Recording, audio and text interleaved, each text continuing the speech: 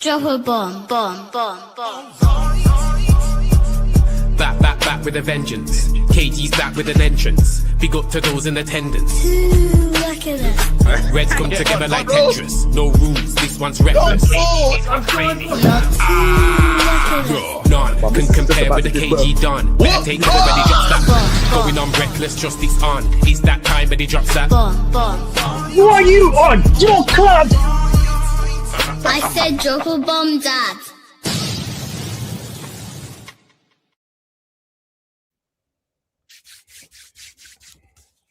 All right, everyone. Hello and welcome to the Reckless Roundtable. Here with my people, Wajid, Jackman, Riri.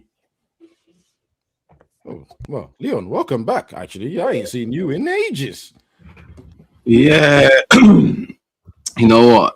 It's been a long ride. I've been watching you lot still, making sure I'm tuning in and seeing some of the reckless thoughts that you lot come out with. But yeah, I'm here, man. I'm here. I'm good. We try and make this show a little bit more sensible than Reckless. Reckless is for the good morning shows that go everywhere.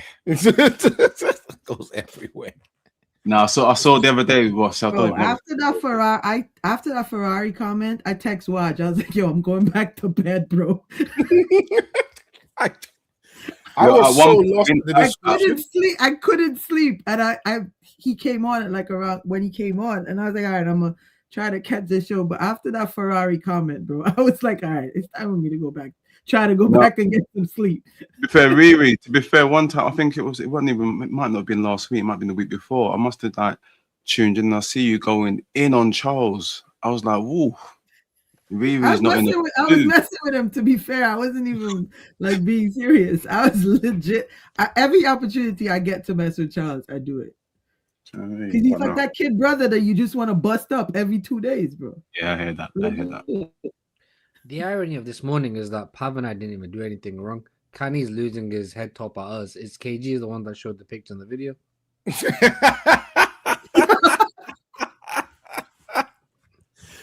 That was a very interesting description. The Asian hate on reckless sports continues. Yeah. Honestly, I'll be honest with me. I just didn't understand. I said, who's the Ferrari in our team? But all right, you know what? You're gonna leave it as that. Although they're not really doing that well anymore. These man think that we're still playing in 92. Honestly. Right. Game reaction. You know what? I actually want to start this one because I didn't really give a lot of information up in the last 2 days about the game. What I've been interested in about, let me take this off, by the way, because I forgot about that. What I'm interested about is how we describe the game that I watched. And even in the group chat during, I was discussing with other people and saying, okay, he's doing the best counter-attacking job I've seen. Now, I don't know if everyone's mindset is the moment I say counter-attack, you're looking at deep block and then breaking out. Second goal is probably what everyone thinks. Everyone behind the ball, edge of our box or in our box, and then counter-attacking that way. But a counter-attack can happen anywhere on the pitch, right? And it was clear that our system, our defensive work was set out to be a block wherever we set up at and to then break from there. And I thought, this is fantastic. That's the truth about it. I have no hate towards Carrick, right? One of the better legends when he was given a chance to talk about the team. And obviously, I don't know if anyone else is getting sick and tired of some of the legends talking, but I definitely am. And I have been for the last 3 weeks. So, really good. It's clear that they worked at this. And what shocked me was a 2-touch, 1-touch passing. Right? Because these players, let me be honest, there's so many of them I want to get rid of. So many, right? That I want to get rid of. That I couldn't believe that, oh, do you have it in you? But then as I got the excitement of going, right, this football's changed, I also then remembered we've done this before. Why am I getting excited? We've done this before. control that emotional side. I know it's hard as a fan. Control that emotional side. We had the same burst with not so much with LVG, but we're dominating games. Jose, we definitely had a reaction. Ole, we had a reaction until he got the contract. Then we had a bad reaction, right? Ten Hag, we had a reaction. Now, the reaction wasn't always instant. Even Ruben, we had a reaction, right? But they're not always instant, but they always do come. And then from that point, everyone's excitement goes up there. And then slowly we work our way down to the point where everyone agrees, get rid of the man.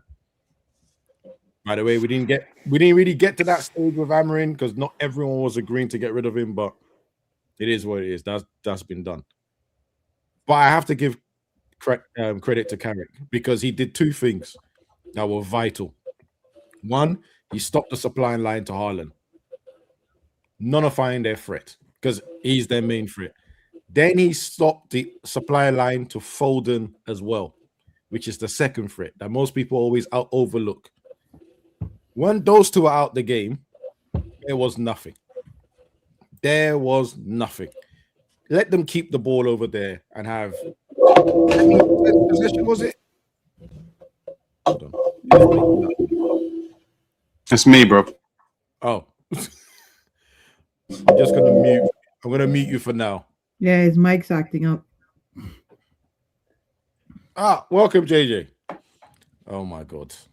Oh my god. You know, we continue because I was leading up to this. United DNA nonsense that I heard as well. But okay, fine. You all right? So yeah, like I really enjoyed seeing that. I really enjoyed the triangles and the diamonds that I was seeing in terms of the passing. And I even like the fact that it's almost like these guys had no fear. But as I said, reality hits after a while, and you think you bunch. Oh, it's 10 o'clock. You pussios. You bunch of big pussios. So now you want to put in an effort. And how long is this going to last for? How long are you going to keep this up for? So we're all going to pretend now, because they've all said it. Oh, Carrick's training as a breath of fresh air. He gives us blah, blah, blah. Didn't they say that under Fletcher? That was only a couple of days ago. Didn't they say the same thing on the Amarin, on the Ten Hag, on the Ruud van Nistelrooy? I can't keep hearing this regurgitated nonsense from these players and give them the bly and then get excited. So unfortunately, I can't get excited. Top sesh. Favorite words, right? So I can't, as excited as I wanted to get, I can't get that excited.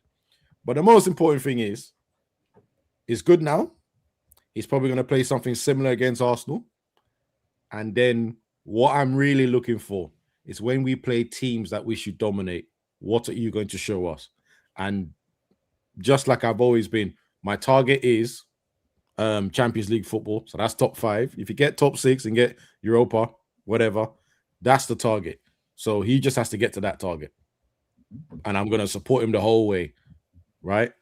I'll definitely talk about things that go wrong because I can't help myself. I do that, right? But I'm not Jason Wilcox. I'm not going to go and affect his coaching and tell him what to do. But I will discuss it. So that's where I'm at, man. I'm happy for the result.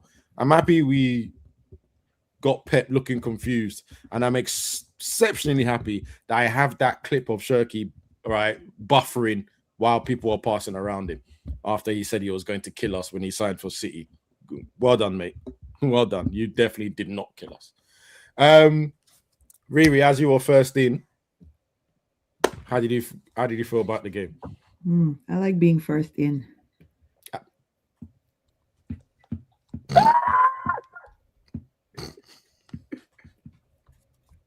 I didn't know that you like group activity also, but No. Everybody that comes everybody that comes after me is second class, bro.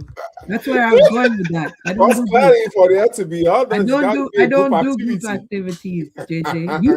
You see, you do group activities. That's why your brain went there. JJ, don't you start because Waj's right there. Don't let him start getting the numbers up. This man tried to what they call it, Waj, when you push your own behavior off on people. I've forgotten the word. But I know what you're talking about still. Yeah, Yeah, I know the exact phrase, but I've totally forgotten the word. I apologize. We won. No, I don't see what other people are seeing, but we won. And I'm looking for consistency going forward.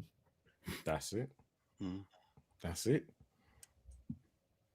Projecting. The word just came into my head. Yes, that's what it is. Yes. He's projecting his lifestyle onto me. P word. All right, so you keep things too simple, so I'm gonna have to start asking you some questions. Let's talk individuals just for you.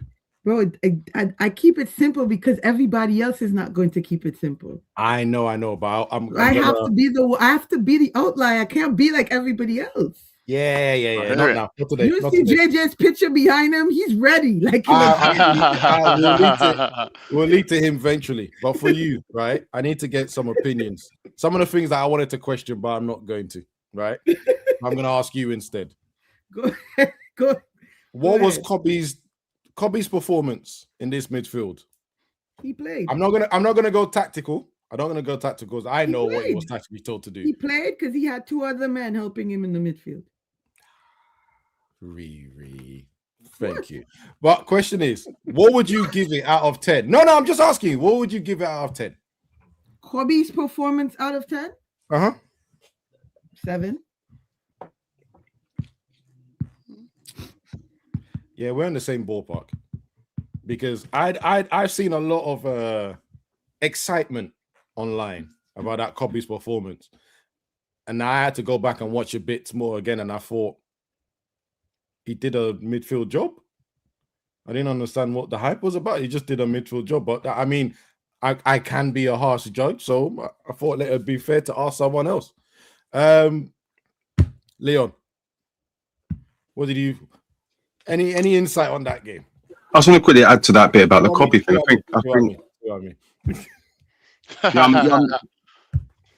just want to just add a bit probably onto that Kobe bit, because obviously I think we're just this nation. Obviously, we live in this state of overexcitement. Obviously, it was a nice performance. It was nice for him to kind of get out there and try and show what he can do. But where my biggest thing is that I had apprehension about not necessarily about what Carrick can bring, because obviously his record in the 3 games that I had before was all right, and what I saw was all right. You always know there's going to be a bit of a bounce. You know that obviously didn't happen on the Fletcher, but you knew there was going to be a bit of a bounce, right? But the reason why I was apprehensive because I'm sick of this whole DNA thing. I'm sick and tired of hearing it. Like, we've not won the league since 2013, so what are we talking about DNA? The DNA for the last few years has been poor, mediocre, not consistent. Like, we can't, if that was the case, then we'll be finding, like, should there be an argument saying that Liverpool's DNA because of the 70s and 80s means that blah blah?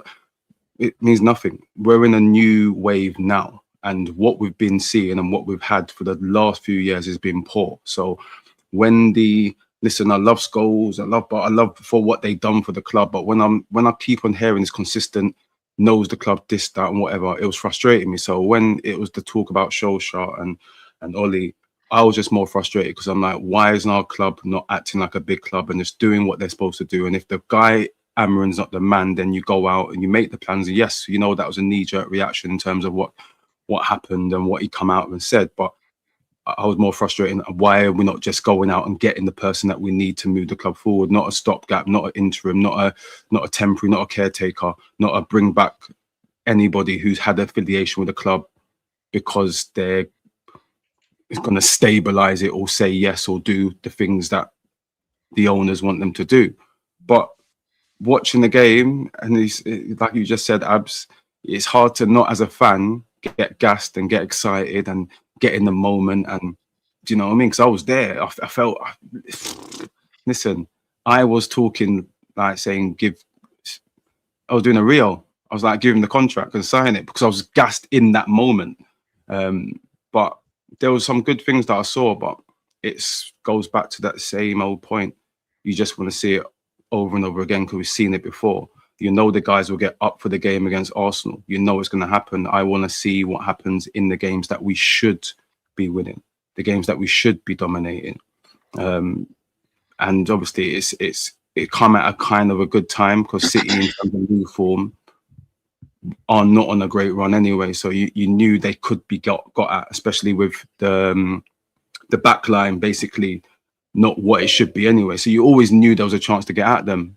Yep. But no, I was happy. And there's players that definitely I would, if you're going man for man in terms of, you know, top teams like the Arsenal or whatever, I hate putting them in that category because, you know, squad wise, they've got depth in it. But like when you're saying man for man, there's players that I still don't want at this club. But it was nice to see an effort put in, and it just made me once again more frustrated to say, like, why weren't we seeing this under Amorim? Why aren't we seeing this on a consistent basis when we're playing triangles, when we're doing box work? Like it was nice to see, but then it was like, well, where was that a couple of weeks ago? And I know a manager or coach will implement how he wants his teams to play, but I still felt like there was a system, but I still felt like it was a freedom and a confidence within the triangles and the phase of play that we was doing, which wasn't necessarily there before. We can just pin that on a confidence thing, or you pin that on just that people are more happy playing in their more favoured positions or playing in a system which they feel is more stronger to them. So, like I said, lots of nice positives. Sometimes there's more questions than answers, but no, overall happy with the game. Happy. You just said something there that definitely crossed my mind as I was enjoying the football. About halfway through the second half, I just got slightly annoyed because I was just like, okay, where has this been? Mm-hmm. Obviously, as you can tell, straight away in the group, like you could tell two questions immediately that like they're trying to give all the praise to Carrick. Yeah. Right. So fine. Do you think Sean Dyche would have got that performance off the lads in the past Saturday? Weird question because he would have played a completely different way, right?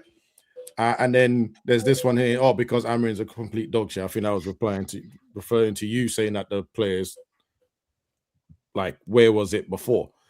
My problem with those two things is we take the responsibility away from the player. It's like I said this morning on this morning show. If a player is inconsistent, that means he's not good to me, right? It means, yes, you got the talent. If you're a young player and you're inconsistent, your time will come. But if you're past 25 and you can't give me a 6 out of 10 consistently, that's a you problem. And I'm not taking that blame away from you. No matter what the manager's doing, I'm not taking that blame away from you. The perfect example is Delo, right? I think people forget we saw this performance in the FA Cup 2 years ago. Exactly. And Varane came out and said the players decided that we had to play well. We legit saw a similar performance. He was a player, right? Different manager, but we legit saw these players do something similar like this in the FA Cup 2 years ago. So for me, just quickly, I'll finish this and I'll move on to the next person. I look at someone like Delo, right? There should have been no excuses for his performances because we all know he can't defend. Look at that tackle he gave. That should have been a red card. We got the luck of the draw yesterday. The one thing he's meant to be good at is attacking. So if I put you as a wing back, not a right back, which means you should attack more, but you're still crap at that. That's meant to be your strength. But all of a sudden, people turn around and go, yeah, but it was the formation. Didn't get the best out of him. But he's gone right back now. Now he has to defend. Him one-on-one, it's not what you want to see. Joe, do you want to say something quickly before I move it to Wajid? Yeah, I was just going to say, just about the players, man. I think they're fucking stupid. The way they performed. I feel like it's potentially a reaction to what the so-called the legend said. Like, for example, Scholes saying that stuff about Martinez. Martinez has probably gone out there thinking, you know what, I'm gonna want to prove these fucking dickheads wrong. Because every time they're always coming out and criticizing us. And I think partly that has inspired the performance on Saturday. Because this performance should have been here when Fletcher took over, but it wasn't there. And then I swear there was reports coming out saying that some of the players were a little bit emotional because Ruben Amorim was gone and X, Y, and Z. So I just think they're dickheads. But if they can be consistent and get us through this period, then so be it. Cool. Waj, give me your review on Saturday, man. You was at the stadium, innit? Oh yeah, from my fan point of view. Yeah. Best performance this season, comfortably. Sorry, can you get back to me? Actually, someone just come to the dog. Yeah. Oh man, control your girlfriends, bro. I would say that performance had energy. I said that performance had a lot of energy. Yeah, I mean, Carrick said that he had to try and control his players with their enthusiasm of getting on the pitch. But this energy, we've needed this for a whole year. And I'll refer back to the Fulham game we went to, Abs. When we looked at what the main differences were, not the 1-1 draw, the first one we went to. Oh, yes. What was the main differences that we were saying that they needed? It was intensity. Yep. And they really, really lacked the intensity. But for some reason, all of a sudden, they seem to have it. And I just want to understand why. Those are the questions I want to ask these players. There's a reason. Go on. JJ, that's the thing. And I'm going to say this, and then JJ, you can go. It's the big teams. Whenever we play the big teams, for some reason, our level goes up. Or the energy goes up. Go ahead, JJ. I agree with you, but it's not only that, guys. Results matters. Environment matters. And I'm not trying to give 100% credit to Carrick in any way, shape, or form, because I'm here to, even the goal coming into the show today, I do not want to mention Amorim in any way, shape, or form, but I doubt that is possible, right? This is only one game by Carrick. But if I can go back before Waj takes back his time. Number one, they always say never meet your heroes because you might be disappointed. I think they need to update that quote. Never put a microphone in front of your heroes. You might find out that they are stupid. You understand? And that's something that we found out a whole lot, this week, especially with people that we consider our heroes making statements, and then when they are proven wrong, for them not wanting to, give a proper apology. And I don't think that, and Joe, when you're saying that, Martinez have had chances playing against Allen. This is not the first time. And he's only been bested once against Allen, right? So it's not like he just found some new motivation, when it comes to playing him. He's outplayed him. The record states when they beat us at the beginning of this season 3-0, Martinez wasn't there. All right, and I'm not saying because he wasn't there that's the reason that they beat us. I'm not speaking. I agree. Say that. Right? Say that with all your chest. The two players No. Why weren't there? Martinez weren't there. I know it's an opinion show, right? But I'm not going to speak of absolutes. You understand? Now, and we can't have our cake and eat it at the same time. If a team is hard for you to believe in a coach, and once again, it's only one game. All right. I want to be very, very clear. It's only one game. I know I have my background, which is just a joke in itself. It's only one game. But you can't keep coming to work, right? They tell you run up and down, do this, do that, do this, do that. And I mean, was it not on this show last week or 2 weeks ago? And I wasn't even the one that made the point. They said these players, they never down tooled under Amorim. They were actually giving their all. So I can't say they did not down tool, but then at the same time, now, but they never ran for him. But there's only so much running somebody can do. Who said that, though? Who said they never ran for him? Well, you guys said, where is the effort? Right? Like, where is the effort? Why is it that all of a sudden they are now running? No. Well, when we say, I think when we say that, and to correct you, JJ, I think when we say that, we're talking about the type of teams that we play. The effort is there when we play a City or we play a Liverpool or we play an Arsenal. But when we play a Burnley or a Fulham or an Everton, that effort is it dips. It completely dips. You've got to be honest with yourself. That is fact. I agree. So, but we played City at the beginning of this season. We still got leaked 3-0. under Ten Hag, we played Liverpool, we still got 7-0, right? Those were also big teams, right? So, yes, I do understand that for some big games, we do show up. Once again, we only have to compare it to one game in charge, Carrick, right? But if we want to go all the way back, we could look at Villarreal when he first managed, right? Or when he played Arsenal. I think that was did we win 3-2 or was that a 3-2, 3-2, right? We could look at that. And I'm not saying that we don't have a problem against low, but I'm not saying all of that. These players, they are culpable. Let's be they're also they are wrong in some of the things they do, right? Let's be very clear. It feels good to actually, once again, are we looking at one game or are we looking at 4 games? It feels good to go into a game with a coach that is actually tactically flexible, right? Okay, we want some wheat here, and I remember, and I will wrap up with this. There was an interview by Jose Mourinho on TV when he was explaining to, I think there was a Chelsea player, and Carragher. When you look at different coaches, they will do things like this. Let's stay compact. Let's do this. Let's do that. Right?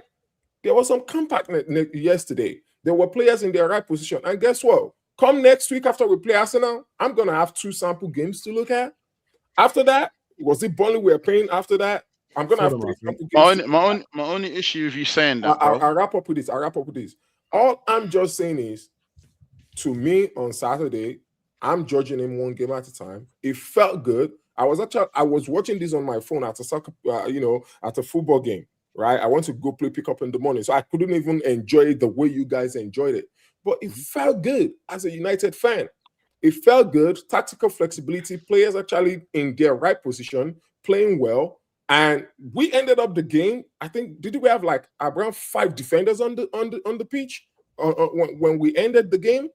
That such tactical flexibility is good. I hope we can show it, week in, week out. And we'll take it from there. Based on what you said last week, we started with 6 defensive players.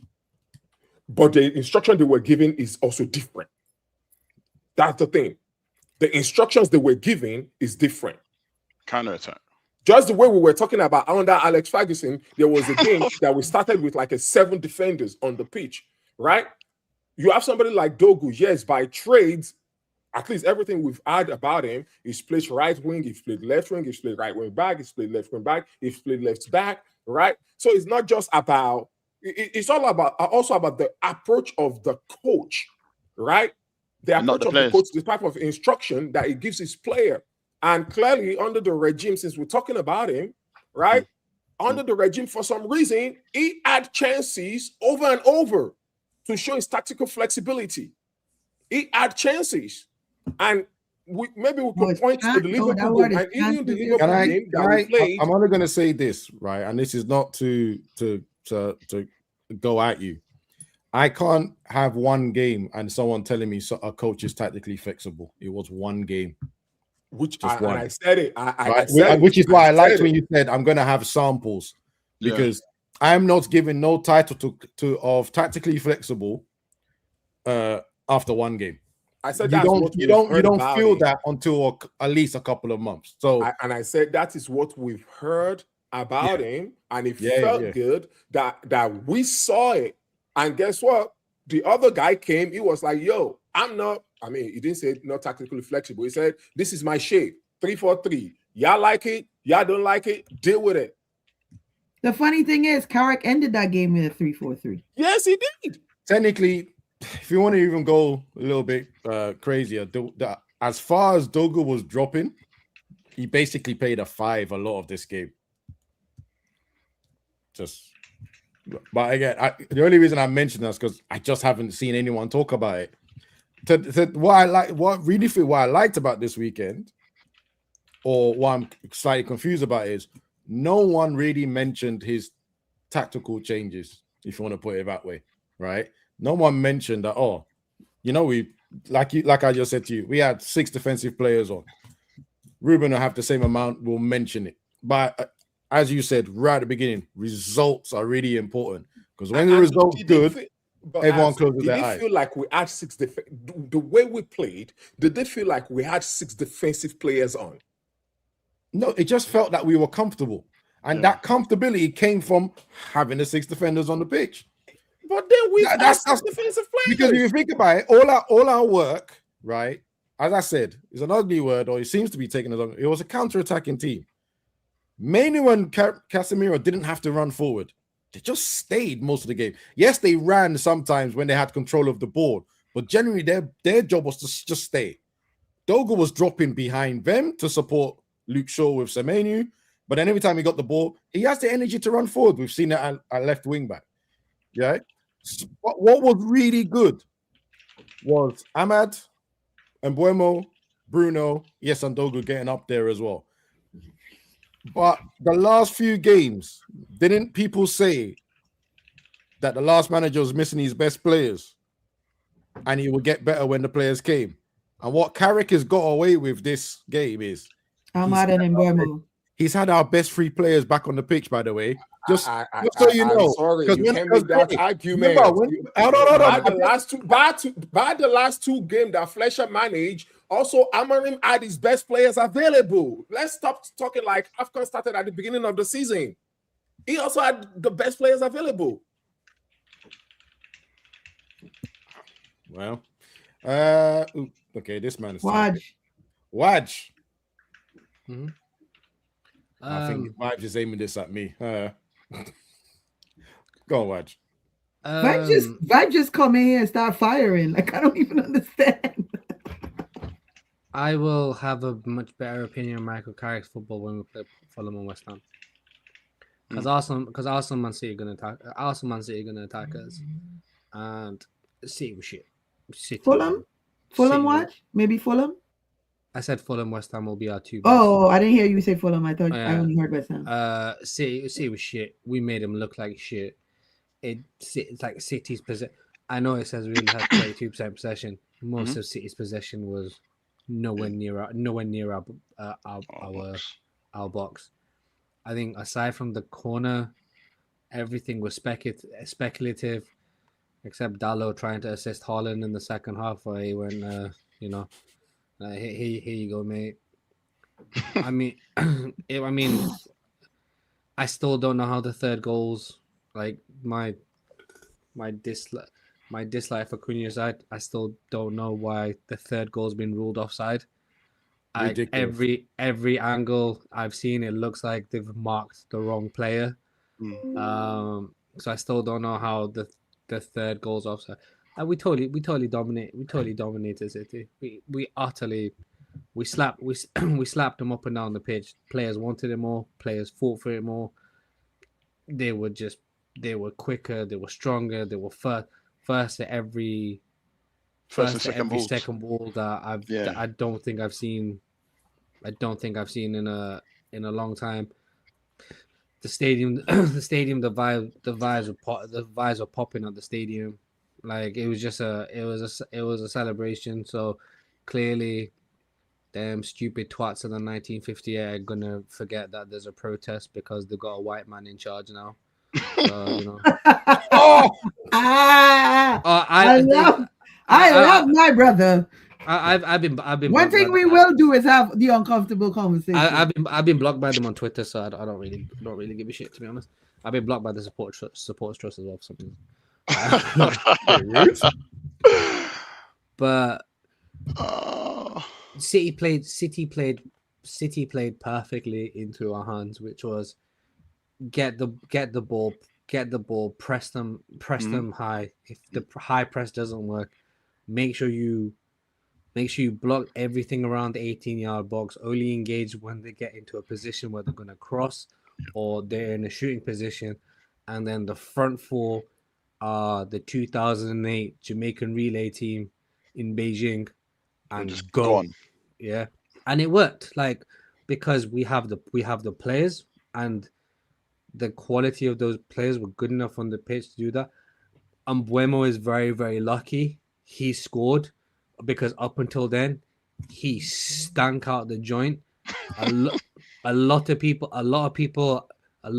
have forgiven him for him throwing his hands up at when Bruno literally rolled the pass to him when he's like by himself 8 yards out and he's there having a he bitch. literally was trying to curse at Bruno.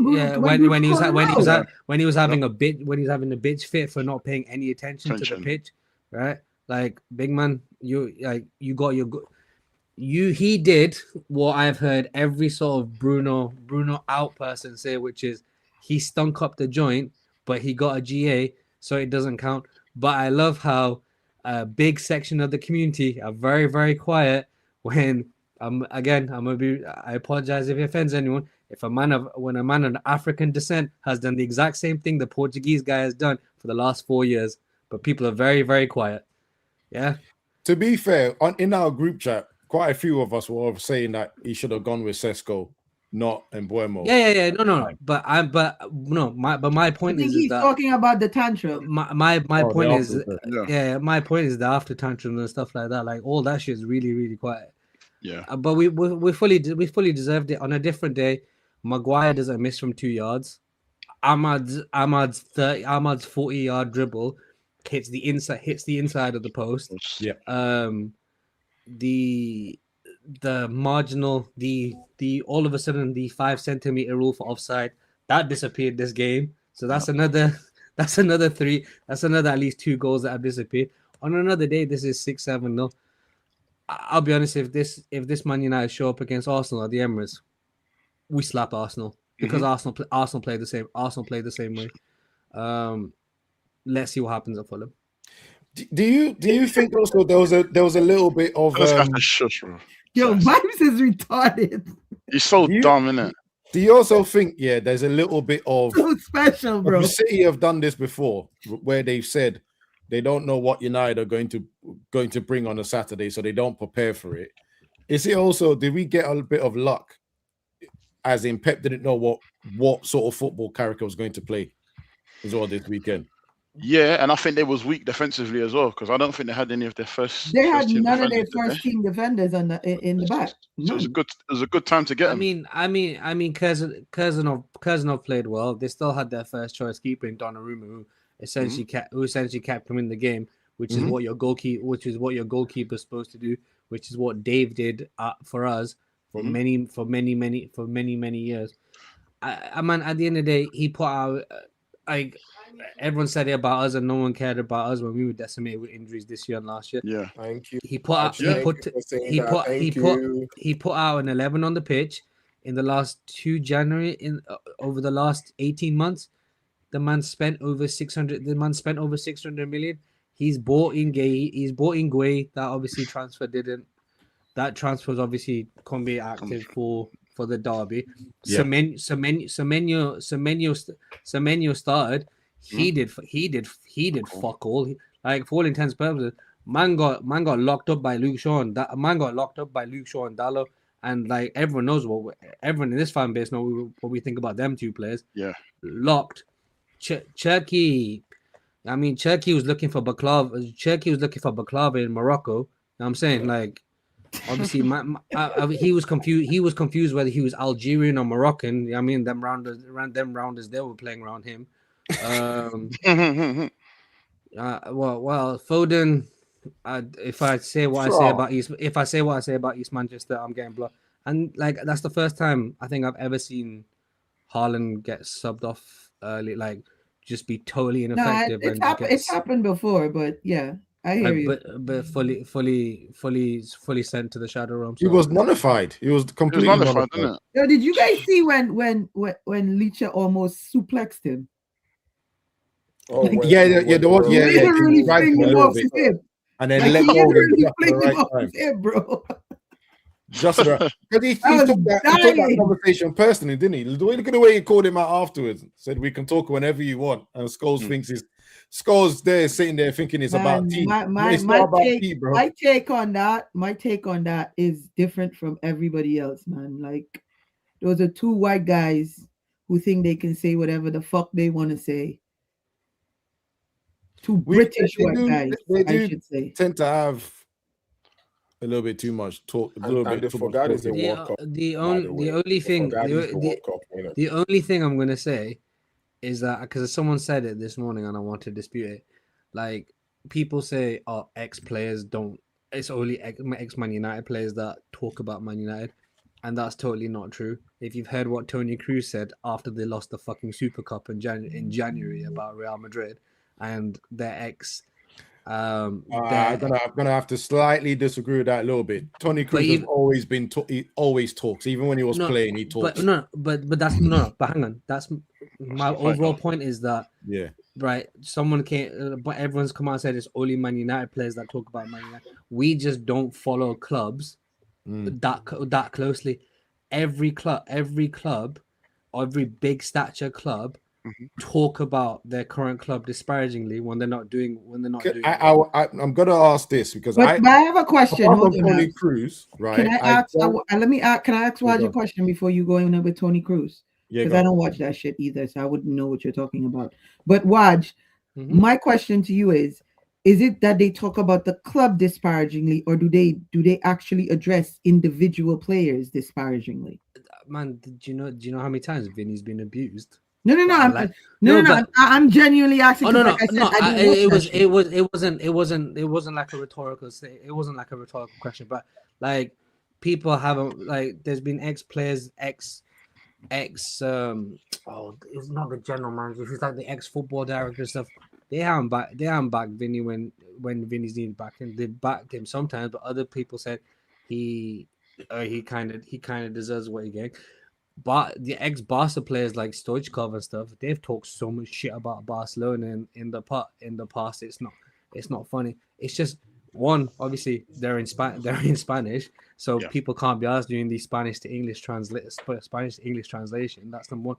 And number two, no one really follows football the same way. There's so much focus on us because in England we are shit, right?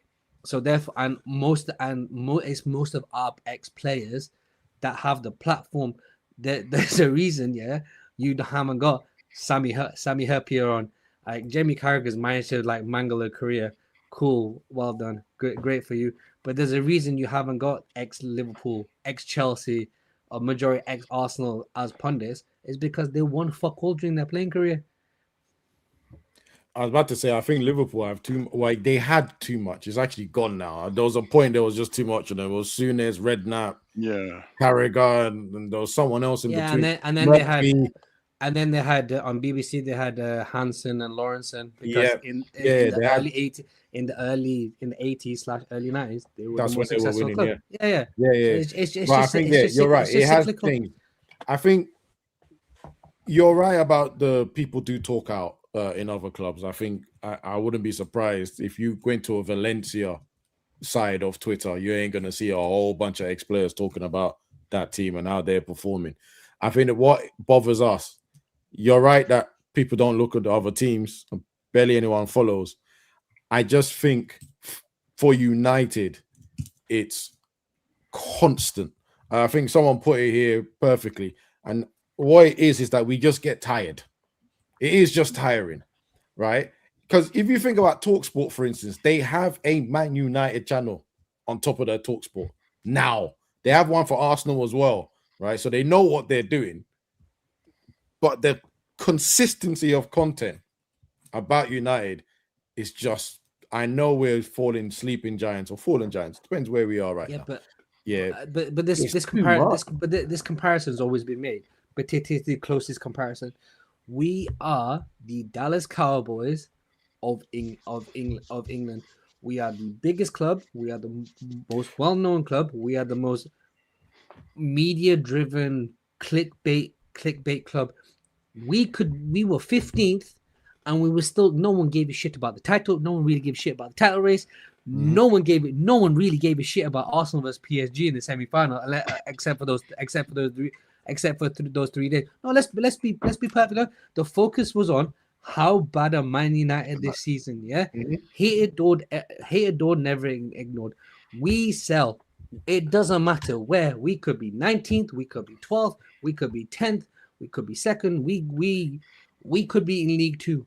We will always sell, just like the Dallas Cowboys, because our name just generates, and that's what people might get frustrated. But that's what it comes down to. I hear all of that, and I agree with you. But my question to you is, do you think do you have a problem with the comments that were made? Do you think they were made in poor taste? No, I don't care. But I'm not. I'm also of the opinion, as someone who says some very outlandish things on social media and has outlandish things said back to him on social media. I'm also someone who, do all your talking, and I'll prove you wrong. Then I'll call you a dickhead after I prove you wrong, and I'll keep on calling you a dickhead after I prove you wrong, isn't it? Like you can say what you want, but now Nicky Butt and No. I mean, being the individual that you're just describing and who you are, I can see why you but personally wouldn't have an issue with that. But just to reply quickly to the comment, and then we'll move on. Like Nicky Butt and Paul Scholes now look like two total dickheads on their podcast this week because of what they said to Martinez, isn't it? Right? Yep. Like, and then they double down. And then they try, and then they attempt to double down. And if he goes and, I mean, it's not much of a task, but if he goes and locks up Gyökeres this week and we go back-to-back clean sheets, then you continue to look like dickheads. Like if people keep on talking on you, but you keep on constantly proving them wrong, then you just look like a clown. I think the argument is though. Don't get me wrong. Listen, the random fan, the man in the pub, like we have these conversations happen. That's standard, isn't it? Someone can say Gyökeres is a bag of this. Someone can say someone's too small to be a centre back. Someone, the class of '92, you can't win something with kids. People could always say something. I think where the thing is that where you've been in that place as an ex-pro, you should probably have sometimes the argument can be you can have a bit more grace. I know Joel hasn't given his mass reaction, so I'm not going to. But that's where I feel like. But I'm just gonna go back to that. If we now got a war on words and stuff about performances, but he's right. But now, that's the point I'm saying. That's not a lie.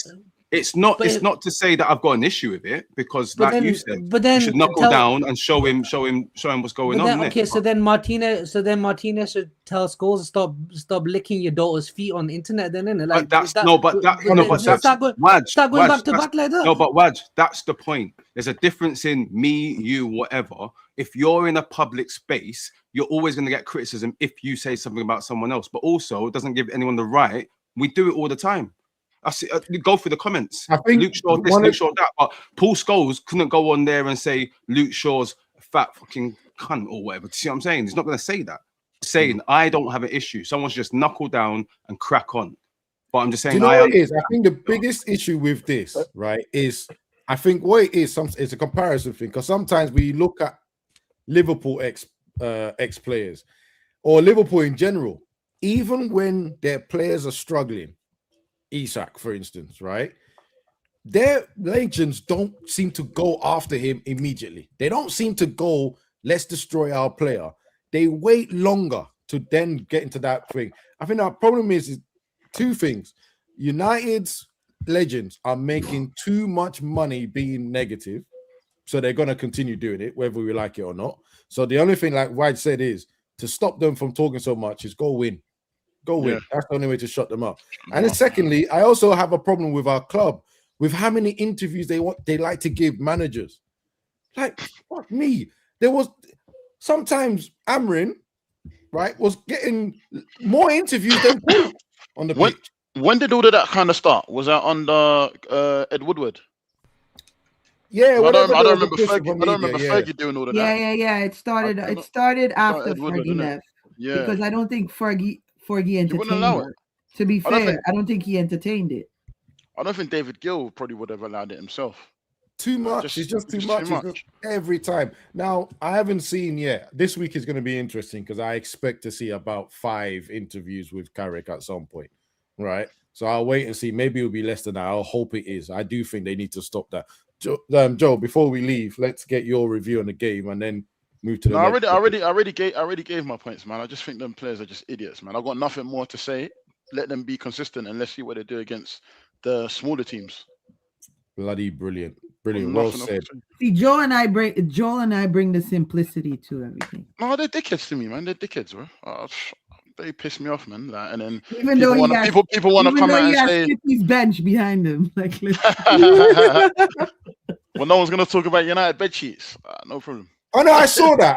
But I also it. realized that you put the camera view so that it looks like your room's small. When we all know this is probably the his fifth room. room. No, this is my daughter. This is my daughter's room. That's his daughter's room. Wow. You really don't want to show the rest of the house off, innit? So that we can't see it. I get you. Stop doing this. I get you. It's fine. I live in a box. Hey, people. Where are my likes though? What I thought you like running neck and neck with the views and the likes though. I just checked it. No, but we got 44 obviously we're having more 40 sensible likes. conversations because some people left. Ah. You know what happens? Like there are loads of people log in, they expect to see an argument or someone get flamed up. They see it's a sensible conversation, they leave. Yeah. So I get that, but everyone else, man, give me some more likes, cuz. Some more likes. All right. Next topic is quite simply it's transfers. That I don't know. I don't know how detailed we can go into this, right? Isn't the window closed? No, not yet. 1st of Jan, no? 1st of February. 31st of Jan or 1st of February? 12 more days. 12 more you know, days. I can't remember how many days. What'd you say, Watch? 1st of 12 February. more days. 12 more days, basically. 1st of February. All right, cool. JJ, start us off with this one. Transfers. What do you want? What is realistic? If they have a plan and they claim to have a plan, they should stick to the plan. Right? I would have loved, even under Amorim, I wanted like a loanee to be brought in, you know, somebody that is on a cheap. I don't want them to do any one of those big transfers just yet. You know, the Wattons, the Baleba, and what's the name? The Forest kid. I don't think they should do that yet. Yo, why is your accent so deep today? What's going on? Damn. This is me. No. Why would I ask that question if this is you? Your accent is quite deep today. What's going on? JJ, who have you invited to watch the show? You have family members over here. No. Sure. Not even. But seriously, oh wow, really, free me. Whoever you invited, JJ, tell them. I'm not auditioning for anybody today. But seriously though, I do think they should, because even in watching the game, right? I still agree someone like Dallo's got to go. I'd rather keep Mazraoui, but I think we're hearing different that they're giving Mazraoui the permission to go. I think that, watching some other YouTube channels, right? We still need help with right back. So if they can, give us signings that can raise the base of the team, right? Once again, I don't know how good these players are. They're just players that they've mentioned in the past. Somebody that fits the frame, the Andersons of this world, players that won't cost us a lot of money, but we at least raise our base. So maybe, they might be closer to the 25, 26, which is kind of their cap when it comes to signings. So a couple of midfield signings will help, since we know that Casemiro needs to go. We liked his performance so far this season, but we shouldn't be fooled, by keeping him, right? I said before, and I think we had this leadership conversation back then, hey, if they extend Maguire like one extra year, I have no problem with it, personally.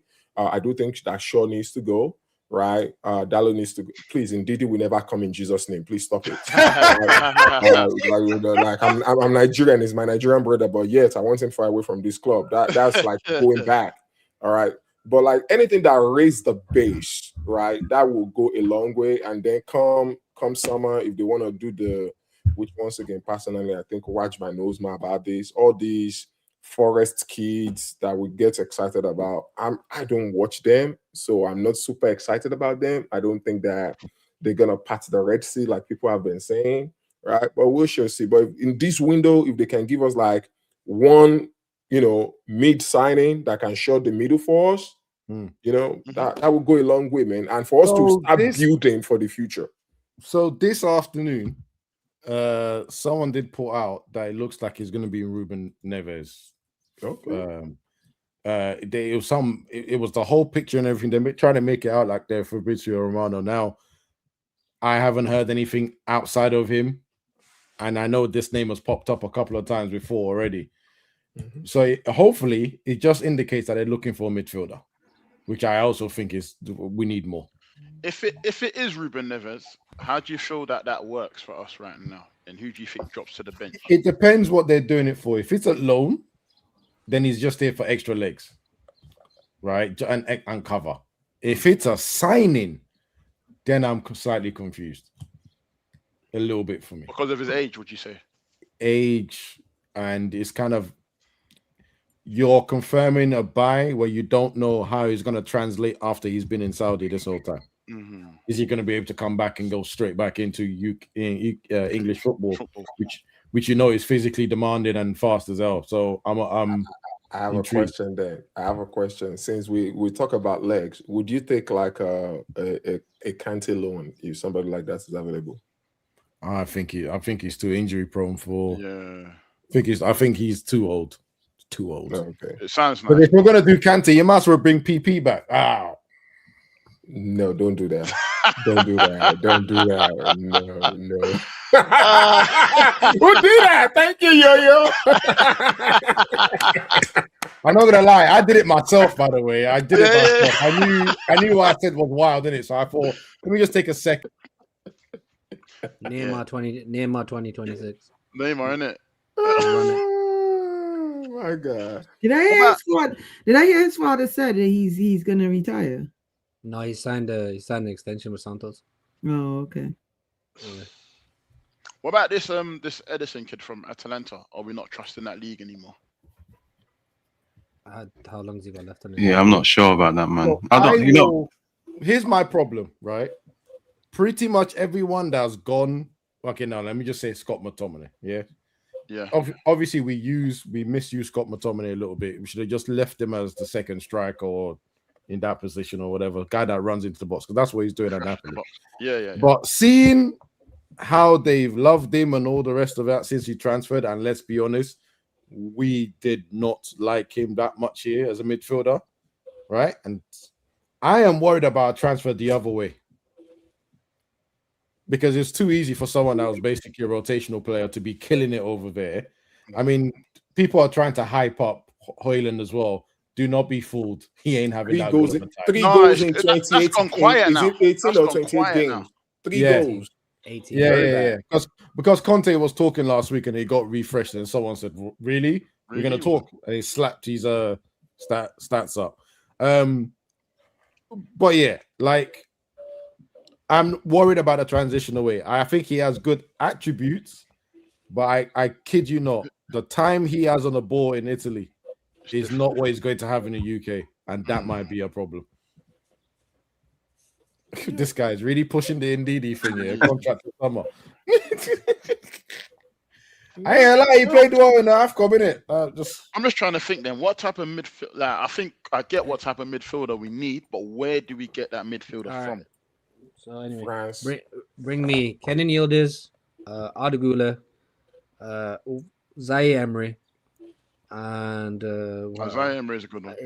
I mean, that'll cut, and then throw in Frankie De Jong. We're covered. Or maybe, but if you can't get Frankie, then go. I ain't listen to this guy. This guy's a Luke Shaw fan. If not, give me Pedri instead. Like, I'm not bothered. Really wide. Okay, so did I said something about it being realistic, right? I know that is realistic. On what universe? This universe. The reckless one, yeah. Yeah, I don't. No, actually no. You said no. What you said is give me your transfer window. Then give me a realistic transfer window. All right, let's have a realistic one. Okay, so give me a realistic one. I don't want to sign anyone. Oh, you don't want to sign anyone? Wait till the summer when the new and then when the new PSR comes in. Yeah. And then you know where we finish. You know who the manager is. Plus the World Cup tax that's going to be added onto all these players, where you, depending on your World Cup performance, that's an extra 10 to 15 million. Then you have an idea. Why buy a manager? Why buy a player for a manager or a system or the club when the club doesn't even know what the future of the club's going to be in 6 months' time? How does that? That's why I'll be alone, isn't it? What, you reckon we're just gonna? They won't. But if they sign Neves is alone because he's only got 6 months left on his deal. That's not going to be a loan. That's going to be a transfer. But you know, the thing is, this is where our club falls down, in it, because you know, like if we was in that same scenario, we'll be loaning out that person, in it. You see what I mean? So it all depends what's going on in the background. It all depends. But I'm with you. I wouldn't invest money in a manager that you're not saying is going to be the manager. What's the point? So then, therefore, that kind of just zeros. I've seen somewhere that they're talking to him about transfers. That's why I mentioned. I know. I see. That's why I was laughing. I was like, bro, this club, these owners, they have this no is planning. where they don't know what the fuck they're doing, bro. I won't be surprised if Jason Wilcox becomes the United manager. I swear to God, bro. Like, this guy wants to manage Man United. I will not be surprised. I'm actually gonna stop watching. Like, bro, don't be surprised, bro. Stop watching. This guy can just walk into any role. You just ruined my mood immediately by saying I know, right? Oh, well, my whole mind just went blank. Bro, Joe, you and I have the same sense of humor, bro. Because do you know why he can't? You know why he can't? I'm hoping Southgate shows up. No, this brother gave it. Yo, why though? Why are you wishing us bad? Me? Yeah, but you are really. You're wishing us bad. Southgate. I'm just Wilcox. You guys have to be realistic. Bro, they're bringing back the Aryan race, bro. Come on, let's go. You have to. No, but JJ, you have to be realistic. Like Southgate, there's a good chance Southgate is your manager. Yeah. How's it? Hang on, right? Hang on. Wait. Hang on. There's multiple reports saying that it's the club. Set up for this one. No, but hang on. There's multiple. Tommy Tuchel leaving the England job. Yeah. Right. Yeah. Not now. Yeah. Right. But it shows how much interest or attention people pay. Because when people were saying Carlo Ancelotti and that report and that leak had came out about Carlo Ancelotti, he fucking signed an extension to Brazil for 2030. So that's how great the Man United research team is. Yeah. Never mind anything else. Right now, the new leak is the club aren't interested in Luis Enrique. Not that Luis Enrique isn't interested in Man United because they don't know how he's going to fit into Manchester United. Yeah, right. Yeah. So that's already three. That's already three in your list. I don't need another Austrian trying to lead an English club because I've already seen an Austrian try to lead in England once in 1945, and that didn't turn out very well. So I don't need that again, right? And I want Iriola so far away from this club, yeah, it's not funny. So everybody's hoping and praying about Tuchel, and I don't see Tuchel coming to this club because Tuchel doesn't like people telling him what to do. He already rejected this structure once before. So what makes you think he's gonna accept this time around? You know, it's so funny because there's another name that's been floating around, and I've just sat there and think you guys really don't watch football. Well, actually, three names. You guys either don't watch football or just can't comprehend that we're not that team anymore or that club because of the way we're structured. Tuchel, Enrique, Xavi. I have no idea why these names are popping up in anyone's list. These three want to manage, right? Which means no Jason Wilcox is going to be giving them any. Can you imagine Jason Wilcox trying to give advice to Enrique? I think you need to put a 3 in your system or put a 5 here or play this player. And Enrique is going to nod his head and listen. It's never going to happen. And that same thing will happen with Tuchel. And as well, the way I say his name is funny. And then you go and do that to Xavi, the next presser. Yes. Xavi's staying it out for everyone to understand what position he's in. The next presser, not like 3 days of him thinking about it. The next available presser, he will tell the truth about the conversation. These are not the 3 people you want, based on the structure that Man United are going for. Yeah, so just wipe them off, unless of course Wilcox gets sacked, right? And that role, technical director role or whatever, is removed, and it's just manager and whoever wants to help him. Until I see that, don't mention those 3. In my, the thing is, right? This is not me being petulant and petty, and I don't forget things. Let's have it. No, because now it's get rid of the technical director and the director of football. When for 15 years, Man United were behind on structure because we didn't have a director of football and a technical director. Now let's get rid of it. No. That's not what I said. I'm saying if you want to get those 3 managers, that's what you're going to have to do. It's not going to work with them there. If you want to keep the structure, then you have to go and get a head coach. So, ladies and gentlemen, I don't know who the best head coach is. Ladies and gentlemen, get your waistcoats ready. Yeah, but I saw he's a manager too. I keep saying it, bro. Yeah. Top hat and cane, bro. Yeah. Yeah, hold on. What's the German guy? He can work. Nagelsmann. That's the only one. I think it's a different waistcoat. This one vibes is begging for that in the chat. No, but I would also like Nagelsmann. However, do you see these guys playing his release clause? Because for him to be manager, you got to trigger the release clause. It's not that he's available for a free after the World Cup. Question. Wilcox and Barada didn't want to bring Southgate before. Why would they try and bring him now? Because he's a yes man. He's free. There's no release clause. He's available. He fits into the structure. And he's if English. they want, and if they want to keep Jordan Hall likes them. And if they like the Steve Holland guy as much as they say, and they want Steve Holland to be involved in the club, wasn't Steve Holland Southgate's number 2 before Tuchel came in? Yeah. Steve Holland has been everyone's number 2. It's a bit worrying still. Oh wow! Hold on, guys. Oh wow! Most recently, that's how mad. Wow! Yeah, bro. Hold on, guys. I want to make a recommendation, please. When we win a game like this, there are certain topics that should when we win a game, there are certain topics that shouldn't come up on the show until like maybe days later. Yeah, I'm messing up my joy and peace and happiness with some of the things you guys are mentioning, and you guys need to cut it out. Okay? I've been depressed for so long. To be fair, let's leave it to 5 good topics today, man. Wilcox just pisses me off. Listen, in Ab's defense, he asked you for topics. Did you put one in the chat? No. We could still talk about the win. You have to deal with wherever this conversation goes on this forum.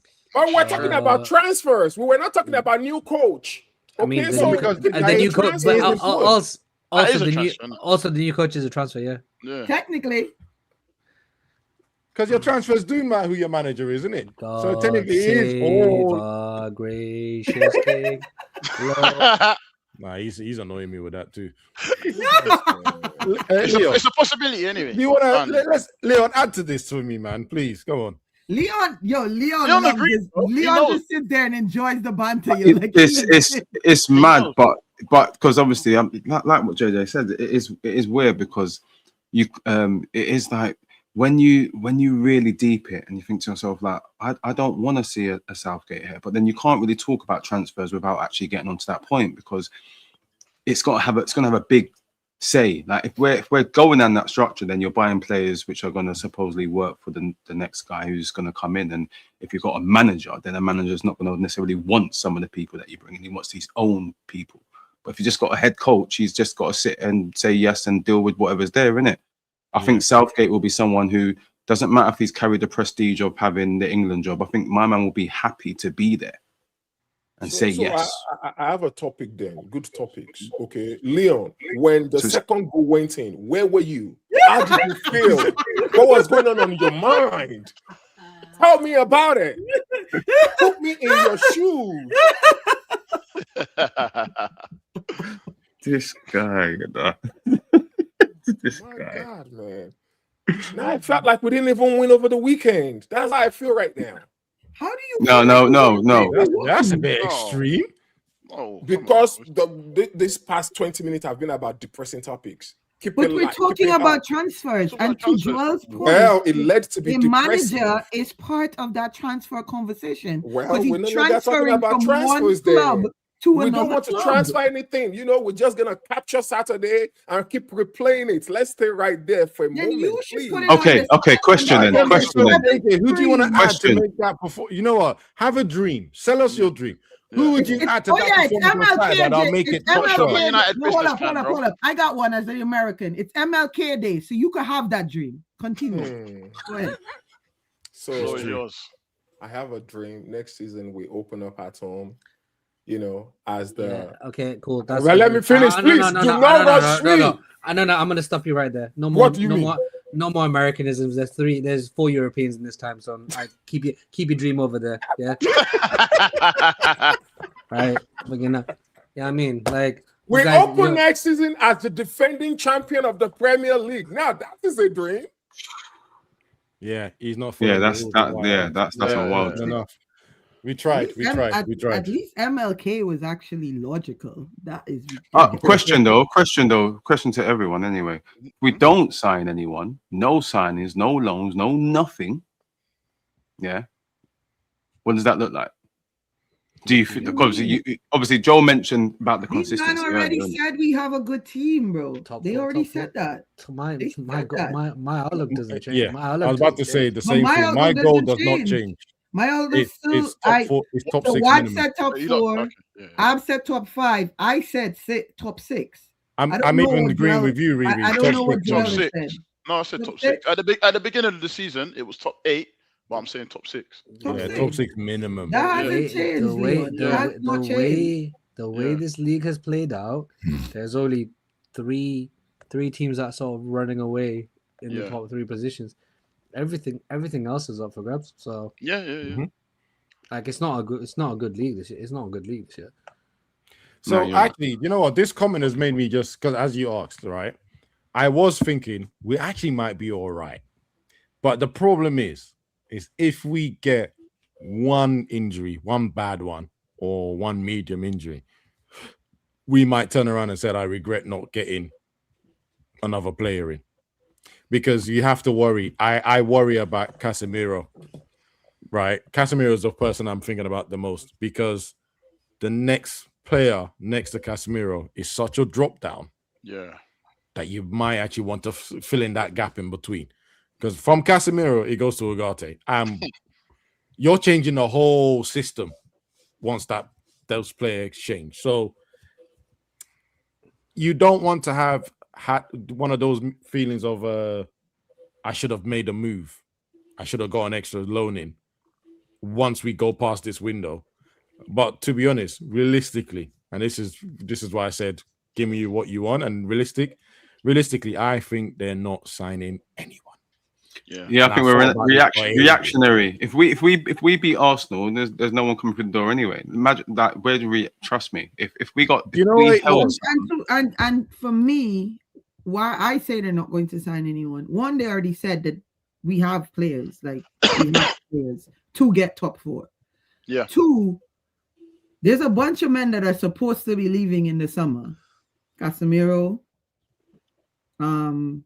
he's not going in. So I think Maguire.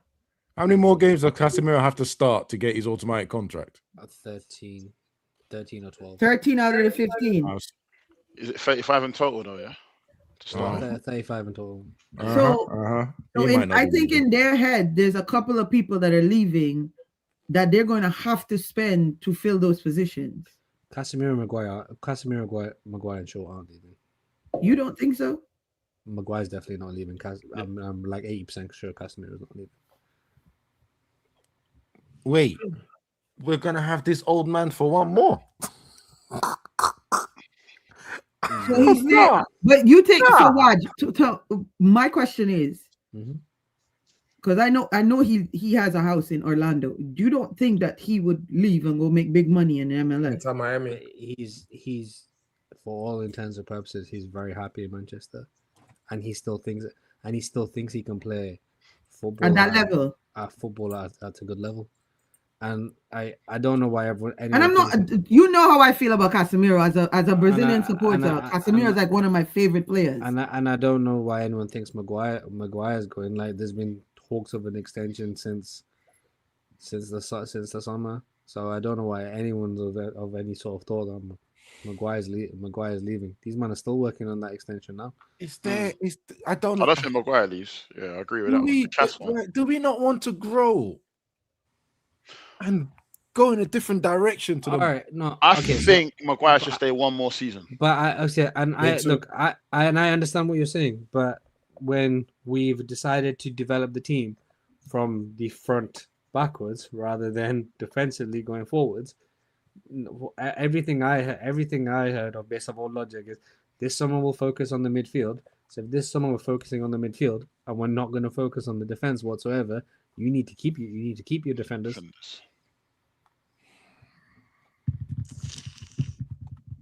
See, and, okay, I'm not wait, hold up. And if certain reports are true and Bruno is leaving, then you have then there's much bigger problems here than keeping Harry Maguire and Casemiro. Well, I mean, in that regard, I agree I agree with that. I agree with. Actually, no, take it back. He might not leave. Really, I think it's going to depend massively on what Carrick can do for the rest of the season. No, but that Brighton game, I looked at his face and I said he's done. I do not think so. I think he's tired. He is tired. He's been here since Ole, and he's heard everything. He's heard the different conversations. He wants to win a big trophy. Like he wants to, as a player, he wants to win a big trophy.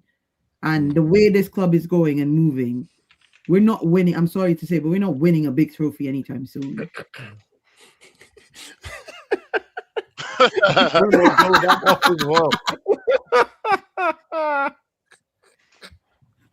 Oh my God. Okay. All right. I've asked everyone, right? Everyone's got their dreams. Well, not you, JJ. Everyone else has got their dreams said, yeah? Let's move on to the last topic. We'll do this quite quickly because it's the game preview. Arsenal next. I think Arteta's quite a smart man, right? So I think he's watched what United do to City and he's probably devising a tactic and a plan for that right now. Pieces. I mean, that's plan A. Yeah, that's plan A. So I'm unsure about this game. I think my mind just says it's going to be a draw.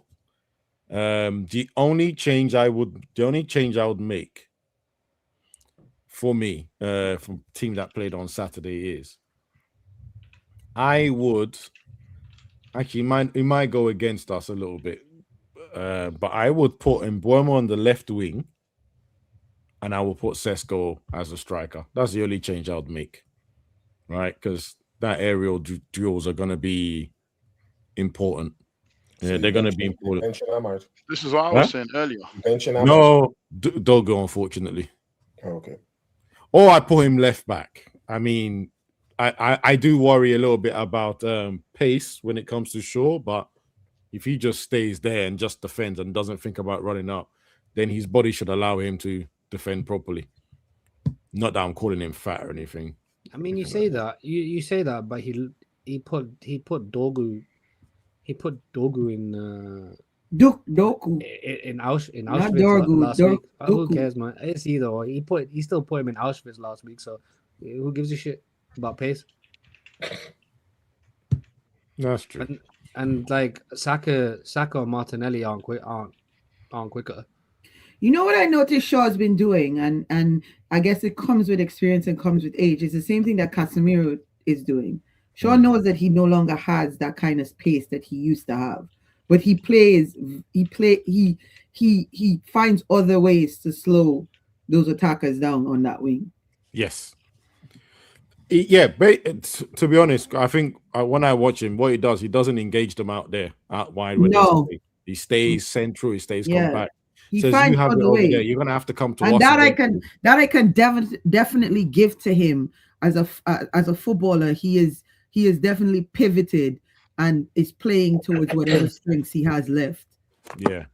See, the problem with that side is if Odegaard's playing, they don't always come to an end product. But the way Odegaard and Saka connect in that left right hand side for Arsenal, Shaw might have to. Actually, he's probably going to have to do a lot more defending than he would like he did against City. I think City kind of left Dogu and Semenyo for their one-on-one battles. Because obviously, again, as I said, Foden was missing. Absolutely missing. He was so gone. So he didn't really have someone to bounce off. That's the difference. Odegaard will.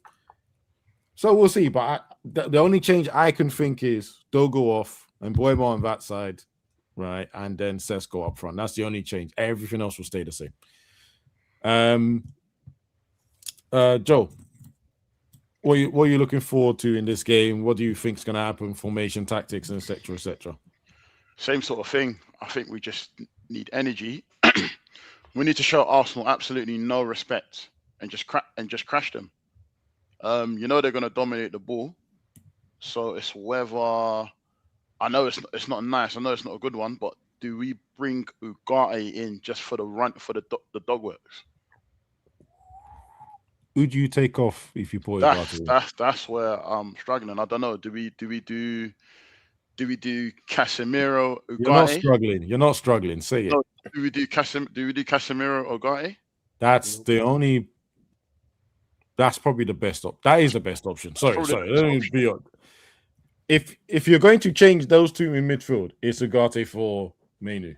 But obviously, all the top reds will come after you for saying stuff like that. That's my only thing. But what made you say that's the best option, though? What against Arsenal? Why is that the best option? Because you can't put two. Okay, I don't want to say it harshly, right? Casemiro's experience and intelligence is going to be vital, so it's always someone with him rather than him out of the picture. You put Ugarte and Menu, you can't trust. For me, I can't trust either of them. So let me make the right decisions. Why not Meno and Casemiro like last week? Why not the same part? I said, but you didn't hear the first part. I said, if you're going to change it, that would be the best option. Yeah, that's what we're saying. You don't have to change it. I didn't change it for my team. I said keep it the same. I also want to help with the consistency part as well of Carrick's tenure and just the players. Only like one tweak. And that's because Dogu got into a lot of good positions, and you just want someone with a little better quality at the end of that. That's it. You know he scored. It's hard. While I agree with the Sesko thing as well because of the height, just to come back to you on the left hand side with Dogu and Shaw, do we get them both on that wing? Obviously, Dogu has a lot of energy, right? So can he back up? Because you have to put two players on Saka. He's gonna cook them. He's gonna cook Shaw. Not this year. I think people are giving way too much credit to Saka this year. Yeah, I think that's because people. I feel like that's because people know how he plays now. Yeah, but I still feel like he's very, very dangerous. Brother, give it, brother. Like I'm not doing this. Saka's living off reputation this year. This year, Saka's living off reputation. He'll probably cook. These are famous last words. He'll probably cook. He'll probably end up cooking us, and I'll end up looking like an arsehole. Yeah, but he's fully living off reputation this year. Are we saying that because he doesn't have the numbers? And I mean, he's only got his second assist in a year, though, isn't it? People are trying. I don't know. People are trying to say this guy's. People last year trying to say like this guy is a better right winger than Salah. If you're not going to put numbers on the table, right? Then what conversation we having? The man's having the same output as Cunha and got less than Mbeumo, and then man getting cost week in week out. I ain't like the man's gonna be limping. The man's gonna be limping 25 minutes in when Luke Shaw's got a sausage roll in his hand going in the back pocket. Innit? So no, like I'm not like if man is world class, then you produce world class numbers. It's reputation now. I can't even argue with that. I can't. I just think my only point I can say or suggest is maybe people tactically are aware of what Saka can do. So they're just nullifying it. sorry to stop you there, JJ. Before you go, I want to hear your input. So yeah, it's about that time. It's about that time. You already know. Mr. DNA. Well, I'm just asking the same of last week. I honestly don't care for the. What you gonna say? Direct. I didn't want it to disturb your flow. Sorry, continue. I know. I honestly, with what we saw, I don't care for the lineup that much, but I want to see consistency. I want to see us being on the front foot. I want tactical flexibility coming into the game, right? As much as we want to say that Arsenal played the same way as City, I've seen some game where Arsenal actually gives the opponent the ball and say, you know what, let's see what you can do, break us down, right? So I want to make sure that going into that game, we're not just going with plan A. For example, Pep had plan A. Half time, he make his sub, we couldn't still see the plan B, right? And they got knocked up at the end of the game, right? So I want to make sure that, we have more than one plan going into the game. We have flexibility and we run just like we did, Whoever the coach thinks that is good to start, that would be great. It would be great to see Seshko if we are playing differently, right? But I just want to see the same as last week, man. Excellent. Thank you very much. And enjoy your group activity. I'll be the first thing. Don't worry. I would hope so.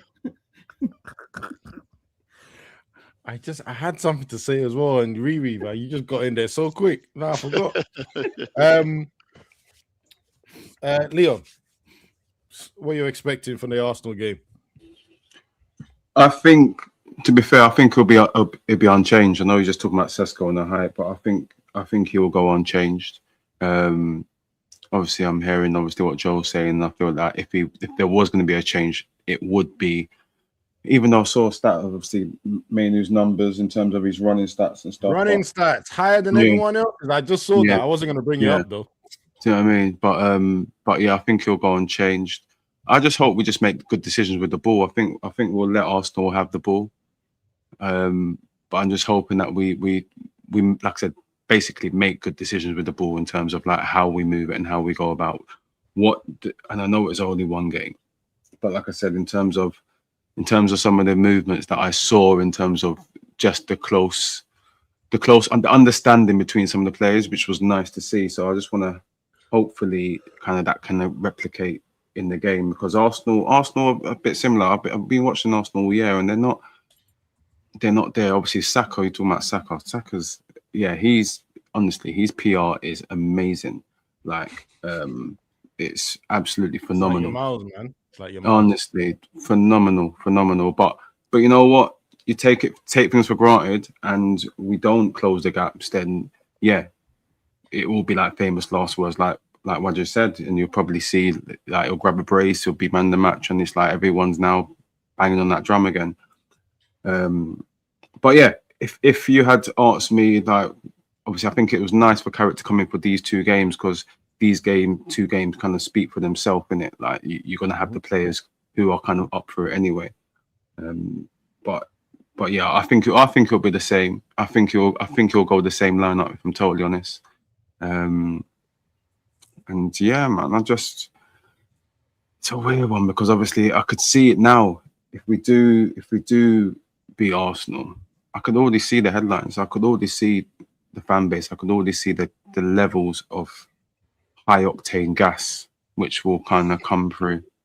But yeah, so we'll just hopefully kind of get that, man. But I would like to see Seshko get a game, man, because I feel like he was I could see that confidence coming. I know it's only Burnley, but I could see that confidence coming in terms of his runs and stuff like that. He scored 3 goals in 2 games. And then... Yeah, do you know what I mean? I felt that coming through, but yeah, it comes to that point, isn't it? What happens if you put Mbeumo's back into Dalot comes off? I don't even want to see Dalot come off, so I think it stays the same and it goes with that continuality, and you just see that's how it goes, isn't it? And hopefully take it. Hopefully, you know what? If you had asked me last week, I was in a mess, man. I was like, listen, Fletcher's, obviously Fletcher tried his best, but I was thinking, we are done. It's another 13 years, but it still might be 13 years as it is now. But I was just about to say, why you I know. I know, but you know what it is. Like I said, I just feel like we were not built for. No, definitely the players weren't built for what we went through before, and I feel like just the players basically playing in the positions, basically having a bit of confidence. But it all goes down to, are they going to be criminals? And once we get through this game, what is it? Is it Fulham, Spurs, West Ham? Is it Fulham, Spurs, West Ham? Yeah. You see what I mean? But basically, that will tell the tale, innit? That will tell the tale. So, yeah, just replicate what we've done, man, and keep it tight. But at the same time, just make the right decisions with the ball. That's my main thing that we need to do during this game, because Arsenal are there. But then I'm hearing Havertz. If he gets minutes, because if they're a better side with Havertz than Gyökeres. I don't care what anybody says. I know Gyökeres is a battering ram and tries to open up spaces for other people, but I think they're a much better side with Havertz in the side. So it all depends what they put out, and obviously man like Declan, if he's on it. So these are the worries, isn't it? But performances are performances, isn't it? You just want to see the right things, isn't it? If we go out there and we're just wet, then we're having the same conversation. What is this about? Who's that? Put the comment down, man. Team Bomber. Put the comment down. Yeah, go on. Not Lionel Ladu. All right, so no. Yeah. So what Aladu is? Tell them what Aladu is. It's an Indian style dessert. It's like an Indian style. It's an Indian style sweet. Yeah. So we say Kenji, and that's what he's saying. I was actually gonna look it up. I was thinking, I was ready to look it up now. I know. That's why I told you, man. Put the comment. It's a sweet. It's an Indian sweet. Yeah. Look at this dickhead, bro. You actually almost caught me on the main. Yo, Vibe, go to your bed. Oh, the hell. Okay, cool. Yeah, watch Arsenal game. How do you see this one's going? Any tactical changes you would make? I mean, everyone's favorite Brazilians are better off the bench than you starting. So let's keep it that way. Wow. Am I wrong? Wow. Just unnecessary. But okay. I'm just saying his best performance is when team was tired and he got to run around for 20 minutes on the pitch, because when he plays for 90 minutes he has to walk for 75% because he gets tired, so he can only.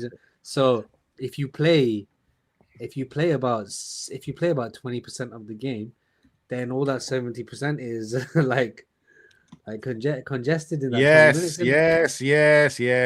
Yes. What else would you do with the Arsenal?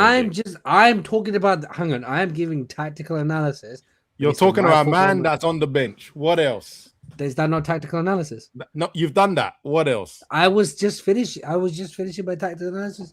All right, so yeah, so he stays on the bench, stays in the shadow realm for what I care.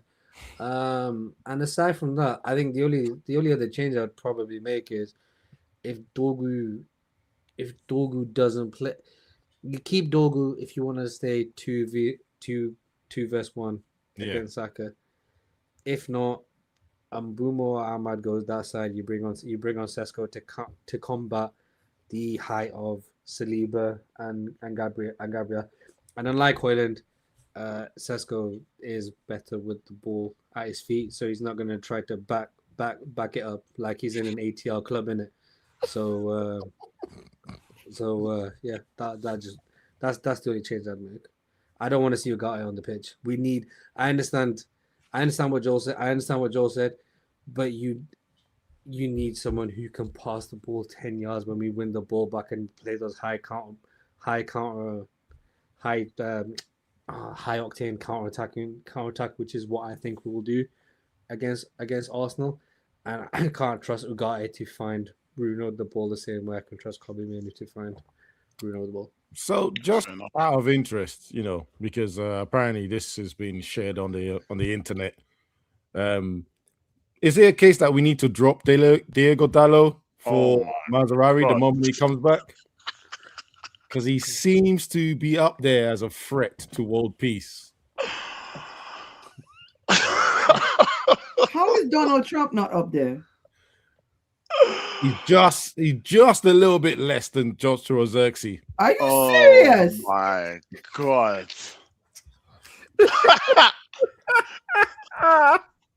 3 Man United players on there. Sorry, I had to share that. I literally just saw it and I was dying. Yeah, I thought I'll share that instead. Joe, I keep seeing your comments in the Oh, what, back and forth with Mango? Yeah. So what he apparently done, and it's a reason why I'm saying apparently, because at the time it was Wilcox told Ten Hag to play a 4-4-2 defensive shape. Remember, because Ten Hag was dying on the hill of his 3-1-6, whatever he was doing. So apparently Wilcox is one of the reasons why he changed to a 4-4-2, a little counter-attacking. But it's odd because 24 hours before Darren Fletcher's first game as an interim manager, the story changed and said it was him that asked Ten Hag to make the changes. So I don't actually know who done it. It might be both of them. It might be one of them. It might be none of them. I don't know. So what? You're an idiot, Vibes. You're such an idiot. So yeah, Wait, he wants to sign Bindi Busquets. Bring it. Such an idiot. But yeah, so that's the answer to your question. Apparently, he gets it. I mean, you've heard him. He gets involved with coaching and stuff. So yeah, I just don't like that idea. If people that like that idea, that's up to you, bro. But like, if you're hired here to do a job, then you shouldn't be telling the coach what to do. That's my personal opinion. But I mean, look at his background. Look at all the places he's worked. I mean, he did win a Premier League title, Blackburn. But he's got relegation on this CV as well, though, doesn't he? Yeah, but I'm still saying like he was part of the team. He did win a Premier League title. Can't take that away from him. What was he? He was a left winger, wasn't he? Left winger. Like that. Oh, okay. Yeah. Brother, he wasn't that great, man. Allow me, I know remembers him, innit? Allow me, man. When you think about the leagues team, you never think about him. So it just says a lot, to be honest. I mean, when I think about the Leeds team, I think about Jonathan Woodgate getting battered in Istanbul with them Leeds fans. But I'm just saying it. But listen, you want to go right now, innit? You want to go to Turkey and piss off a bunch of Turks, yeah? Like, do you think it? It's not hair hills, big man.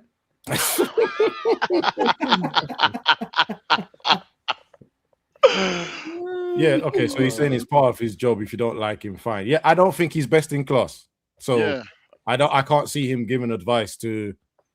I mean, his record as a coach is actually not that good.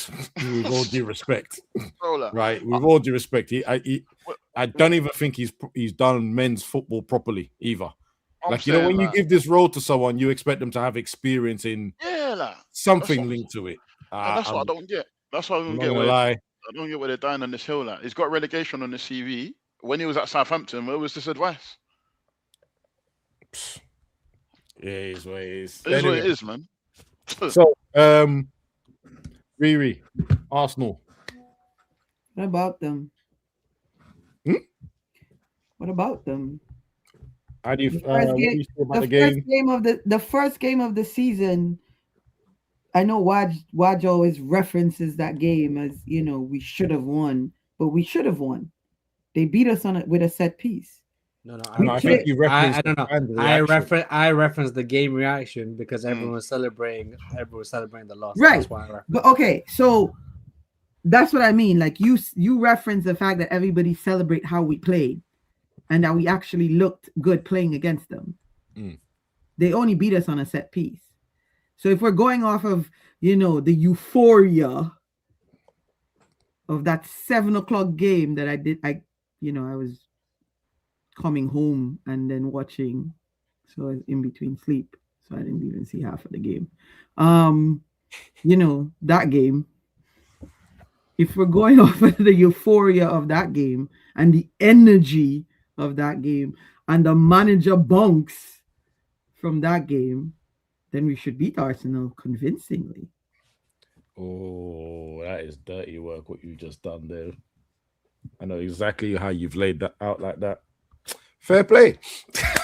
Fair play. Cool. Cool. Will you make any changes to the team from Saturday? I don't give a shit. They gotta win.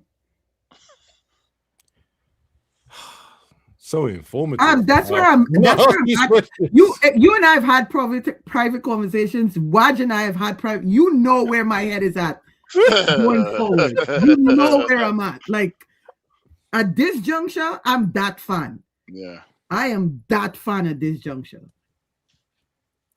I don't care who the manager is. I don't care who the team is. I don't care who the director is. I don't care who the guy that cleans the toilet is. We got to win the next 15 games. Shout out him, though, because Old Trafford's got a plumbing problem, so it leaks. But so shout out him, man. I mean, he does his thing that much there. All right, fair enough. Well, that is it for me. That's the end of my topics. And looking at the time, just perfect time to end it. Now, let me before I go, definitely have to set up somewhere else and stop occupying this child's room. No, you know what it is? For an hour and a half. No, you know what it is? It's like we do training on Monday, innit? So I get back late. That's why I wasn't joining the show. I was just tired. And I know you sit in a gaming computer too. Yeah, you know. I know.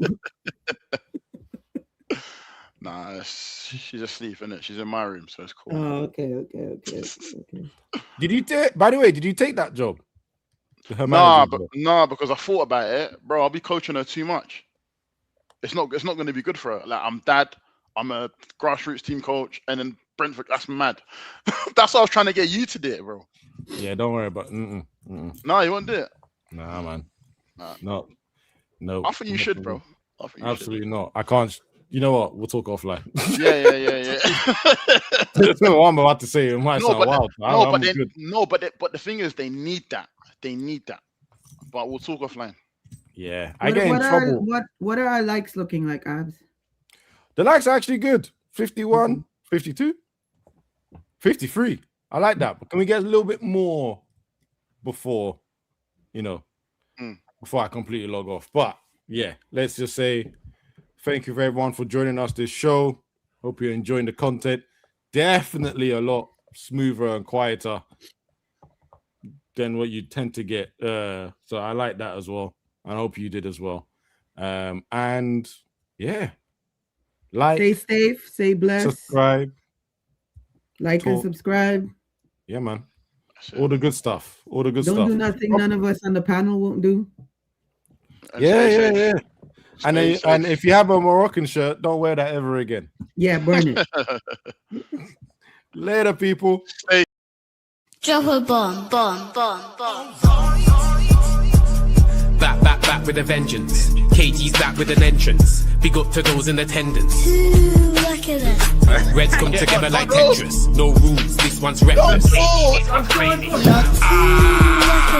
None can compare with the KG done. Better take it when he drops that. Going on reckless, just it's on. It's that time when he drops that. Who are you on? Your club! I said drop a bomb, Dad.